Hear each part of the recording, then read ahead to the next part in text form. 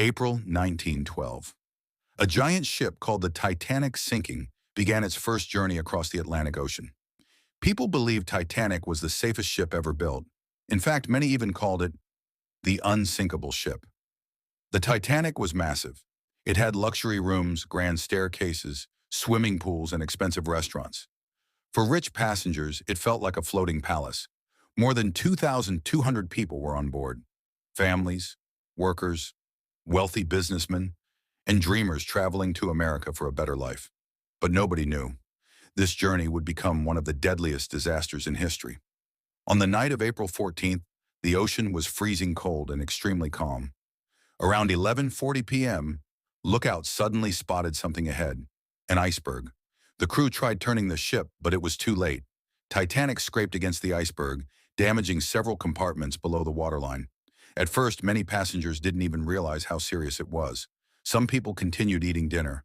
Others played games and listened to music. But deep inside the ship, water was rising fast. Soon the truth became terrifying. Titanic was sinking. The crew began lowering lifeboats, but there was one huge problem.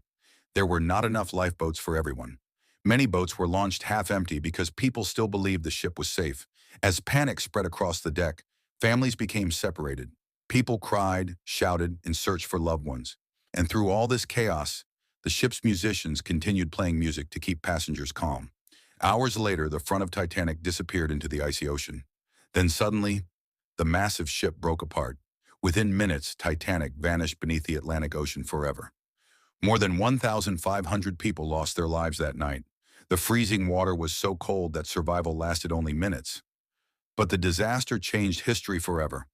After Titanic, new safety rules were created for ships around the world, including enough lifeboats for every passenger.